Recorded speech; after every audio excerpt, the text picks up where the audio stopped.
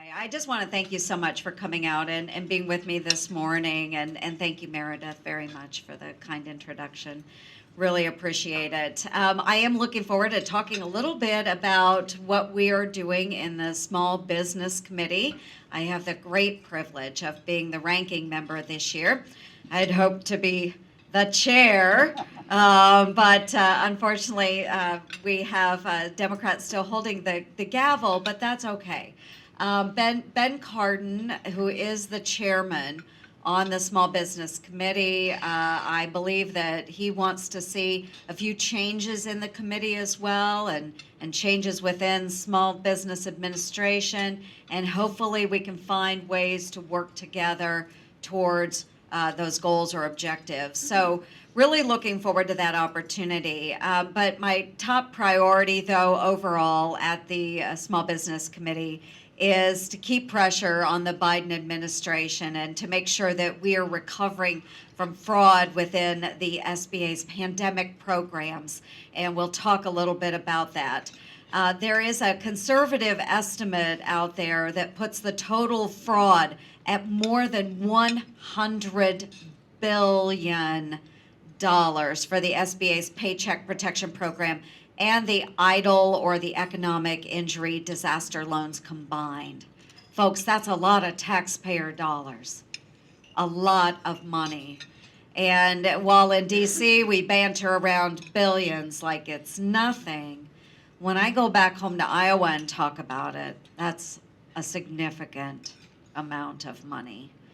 Okay, so in January, I sent a letter to the SBA Inspector General, and I alerted them to a new report from the Pandemic Response Accountability Committee that nearly 70,000 EIDL and PPPs used, those loans used fraudulent Social Security numbers, and that totaled more than $5.4 billion. That's just with the fraudulent use of Social Security numbers. So I'm deeply concerned that the agency is way too eager to wipe all of that fraud off the books, the pandemic programs, just let's forget about it. We're through the pandemic. We don't need to focus on it. Let's just move ahead. But again, that's a lot of money. And we can't just allow that to occur. So what I've learned recently is that the SBA does plan to wipe off of their books the collections on the EIDL and the PPP loans, which were less than $100,000. So they won't even go after any of that. They just, any loan, 100,000 or less, they're just gonna let it go. They just wanna move on. Okay, so that wasn't the original agreement with these loans. Okay, and so if they're wiping all that out, it is approximately $72 billion. Just gone, just gone. So through the hearings opportunities that we've had at the Small Business Committee, I've had the chance to engage the SBA administrator and ask her about prioritizing fraud recovery. And I received firm commitments from the SBA Deputy Administrator nominee on a zero tolerance policy when it comes to fraud. Now, he made that commitment in the committee. We're going to have to hold his feet to the fire now that he's assuming that position.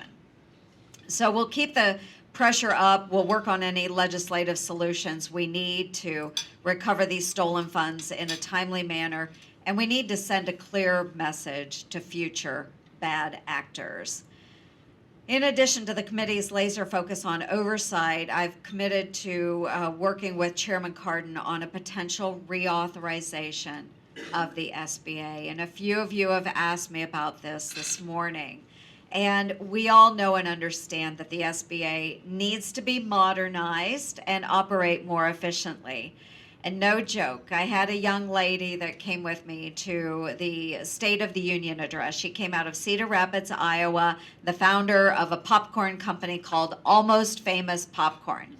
So it is of course, Caitlin Clark was with her the other day. So Caitlin Clark plays for Iowa, the women's basketball team, number 2 in the nation, number 1 according to Joni Ernst. But Caitlin Clark was with the founder of Almost Famous Popcorn the other night. So I think now Almost Famous they could change their name to Famous Popcorn.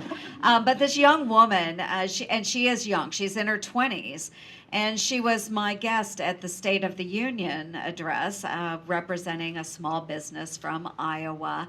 And she told me that as she was going through the process, working with this company that she was founding, she was looking at a number of the programs offered through the Small Business Administration.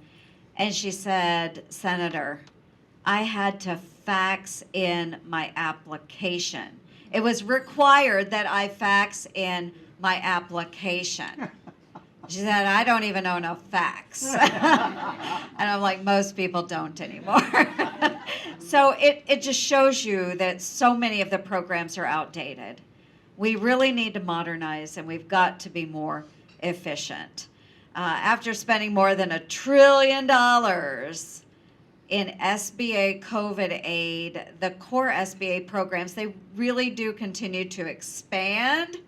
They expand with little to no accountability.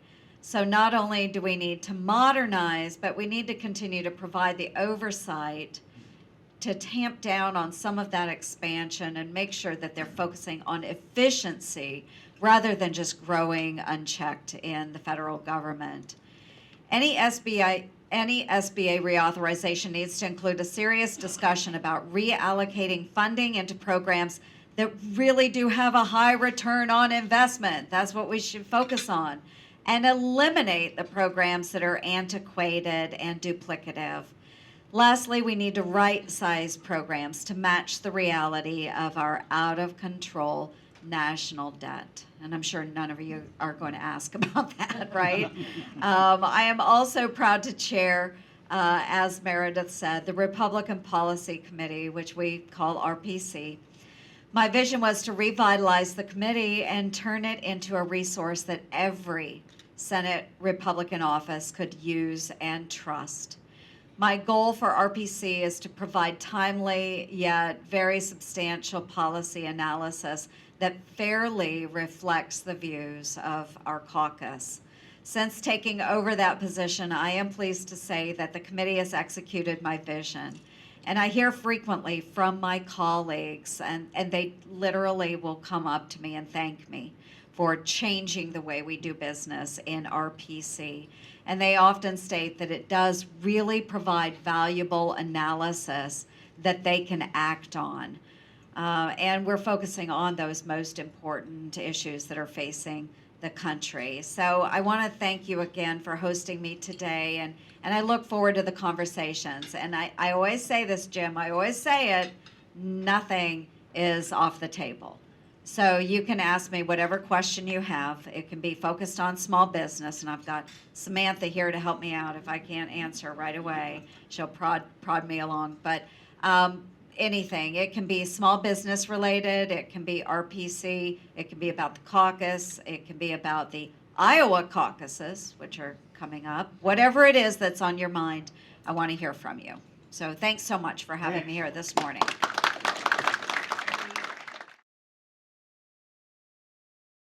I am actually interested in the NDAA. And given that you are on Senate Armed Services, wanted to ask if you had a top priority or two that you could share with us about what you're seeking to get out of or into this year's NDAA. Right. So yes, there are a number of things that I'm working on in the NDAA, very important to me.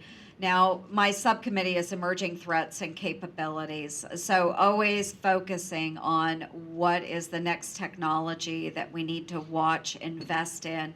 That's very important. Things like AI, machine learning. I know we've heard a lot about that out there recently, and it scares the holy bejesus out of me. But we do have to continue to keep up with AI because we do have a number of adversaries out there that have invested heavily. The elephant in the room, China.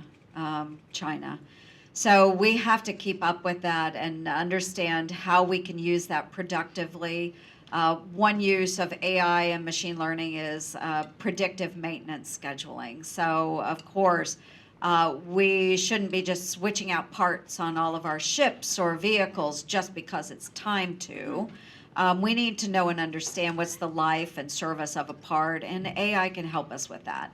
And it saves us money. The Navy has saved a lot of money. So focusing on those emerging technologies is very important. That will be a big part of what we're doing in the NDAA.